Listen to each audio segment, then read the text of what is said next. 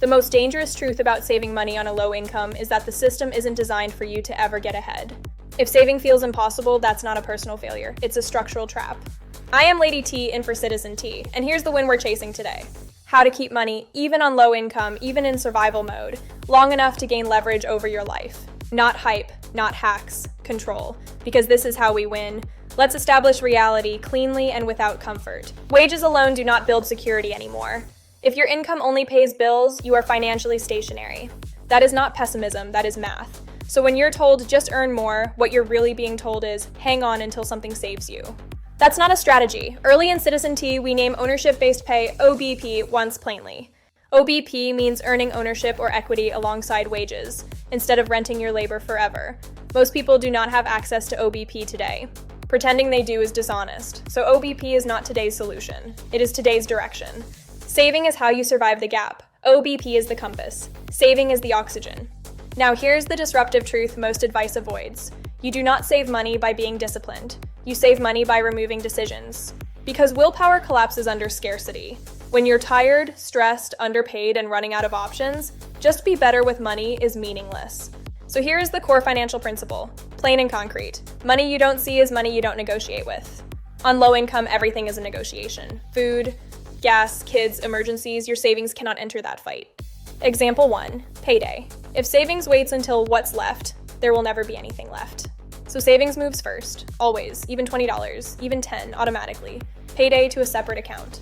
Different bank if possible, different app if necessary, not because you're weak, because friction protects future you.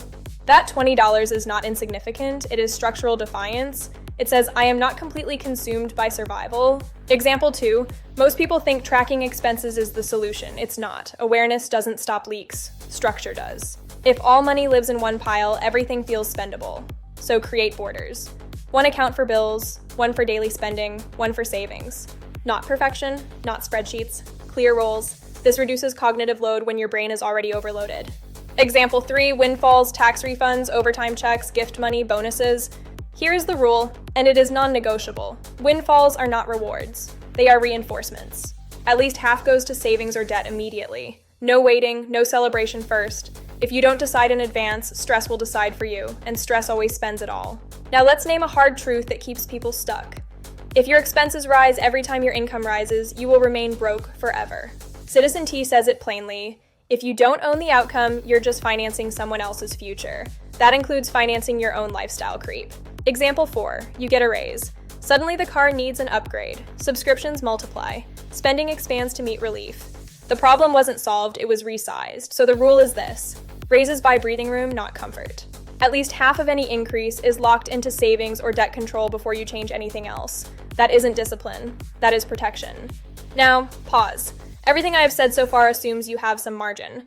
So let's talk directly to those already in survival or subsistence mode. If you're choosing between food and rent, between gas and medication, between lights and dignity, hear this clearly. When income is insufficient for basic survival, traditional saving is temporarily impossible. That is not failure, that is condition, and pretending otherwise is cruelty. So the goal changes. You are not trying to build wealth, you are not trying to get ahead, you are trying to reduce damage and preserve agency under pressure. This is still financial strategy. Here is the declarative reality. In subsistence mode, the priority is stopping compounding harm. Fees, penalty cycles, predatory products, irreversible decisions made under panic. So the first move is not saving, it's stopping the bleed. Example 5, overdraft fees. If your account can go negative, the bank is extracting rent from your poverty. If possible, turn overdraft off. A declined transaction hurts once. An overdraft fee repeats weekly. Choose temporary pain over permanent extraction. Example 6, subscriptions and quiet drains. This is not about cutting joy, it's about regaining consent. If money leaves your account automatically without requiring your decision that day, it is not neutral. Canceling one drain buys oxygen. This is triage, not optimization. Example 7, cash flow timing. Late fees punish misalignment, not immorality. If possible, call creditors. Ask for due date shifts, not forgiveness. Alignment. This is logistics, not shame. Now let's redefine saving in survival mode. Saving becomes micro-buffering, not accumulation. $10 does not secure the future, but $10 can stop one crisis from becoming 10 disasters. So the unit changes, not emergency fund, a pause fund. Money that buys you time to think instead of react. That pause is everything. Example 8. Physical cash buffer. If bank instability, frozen accounts, or fees are a threat, small physical cash is not primitive. It is resilient. Hidden. Small bills, untouched. Redundancy is strength under pressure. Now understand this. Scarcity changes cognition. When you are constantly under threat, your brain narrows to the next fire. Long-term planning feels fake because your nervous system is overloaded. So don't ask yourself to plan years ahead. Ask one better question. What decision today reduces my future vulnerability the most? Sometimes that's rest. Sometimes it's documentation. Sometimes it's refusing the worst available option. That is still agency. Bring this back to OBP. Ownership-based pay is delayed structural change. It requires adoption, policy, time. You do not wait passively for that world. You train for it. Saving or buffering on low income is training in structure, restraint, and foresight. Those skills compound when opportunity appears. Here is the uncomfortable truth nobody says out loud. Some people need less advice and more protection. Protection from fees, protection from predatory services, protection from shame. Citizen T says it plainly. A system that requires perfection from the desperate is already broken.